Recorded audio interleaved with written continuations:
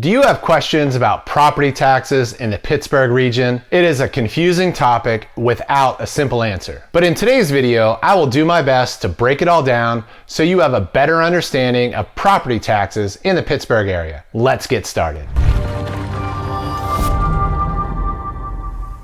Hi, my name is Mark McClinchy and I'm a real estate agent that specializes with out-of-town homebuyers looking to move to the Pittsburgh area. If you need assistance buying a home in Pittsburgh, be sure to contact me as soon as possible so we can get to work right away. When most people start the home buying journey, they try to figure out how much of their savings and their monthly income they can afford to put toward their new house. Financial experts suggest budgeting about 30% of your take-home pay to housing. Housing costs not only include the principal and the interest on your monthly mortgage payment, but also homeowners insurance, utilities, possibly mortgage insurance, possibly HOA fees, and finally, property taxes. Local, state, and federal governments collect taxes to provide services. Sales tax, income tax, and property taxes make up a significant proportion of that revenue.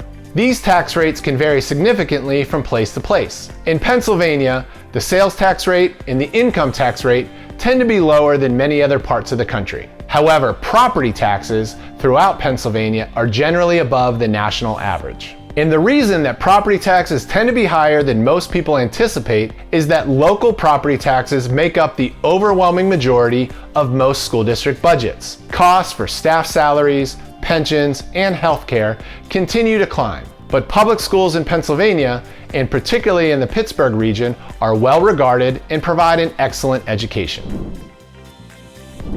There are 130 municipalities and 43 school districts in Allegheny County, and the tax rates or millage rate will vary.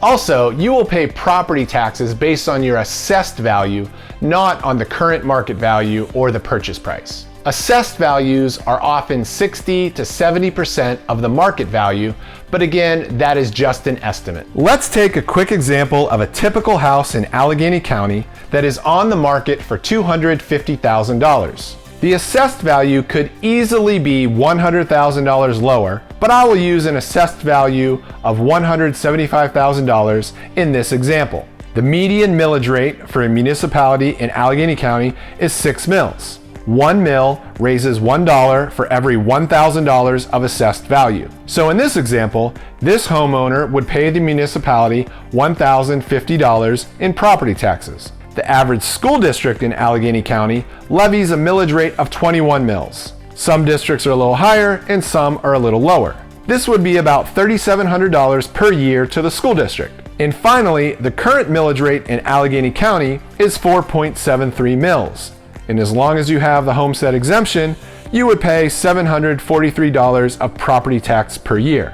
So in the end, using my hypothetical example, if you purchase a house in Allegheny County for $250,000, expect to pay about $5,500 per year in property taxes, or about $450 per month.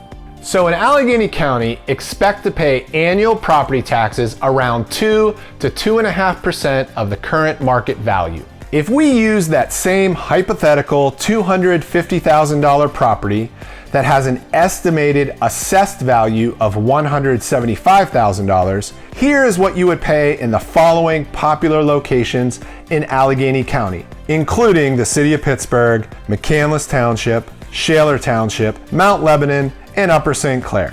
Notice that you pay property taxes to 3 separate entities: the municipality, the school district, and the county. Please keep in mind that this illustration is making a big assumption that the $175,000 assessed value would be consistent across the county. Feel free to pause and take a closer look at this chart. I will also have a link in the description to review tax rates for every municipality in Allegheny County. If you do not mind being further away from the city center, then one of the advantages of living outside of Allegheny County, as I have mentioned in several other videos, is the lower property taxes. On this chart, I am once again using the hypothetical of purchasing a home for $250,000. The assessed value in Allegheny County could vary significantly, but I am using $175,000 as a reasonable estimate, which would lead to roughly $5,500 per year in property taxes as the median estimate for Allegheny County. For reasons well beyond the brevity of this video, the assessed values in Butler County and Westmoreland County are significantly below market value. You can see in Cranberry Township, our fictitious property might only be assessed at $20,000. And despite much higher millage rates, the total tax burden in my Butler County example is going to be over $2,000 less per year than Allegheny County. You will find a similar story in Murraysville of Westmoreland County. And finally, I provide an example in Washington County using Peters Township, which now uses 2017 as a base year for assessed values. So I used $190,000 as an estimated assessed value. The final tax bill in Peters would be estimated around $3,500 for a house that would sell for $250,000. Please keep in mind, these are just estimates. I am making significant assumptions and generalizations about assessed values and market values in order to break down a very complex topic and try to make it understandable. This is definitely the number one question I receive from my out-of-town clients trying to make sense of property taxes in the Pittsburgh area. If I brought some clarity to this topic, consider it a small miracle. But if you still have questions, please do not hesitate to reach out to me directly. And be sure to connect with a local mortgage expert here in the Pittsburgh area so you can get an exact breakdown of closing costs and monthly payments that fit within your needs. Thank you, and see you in the next video.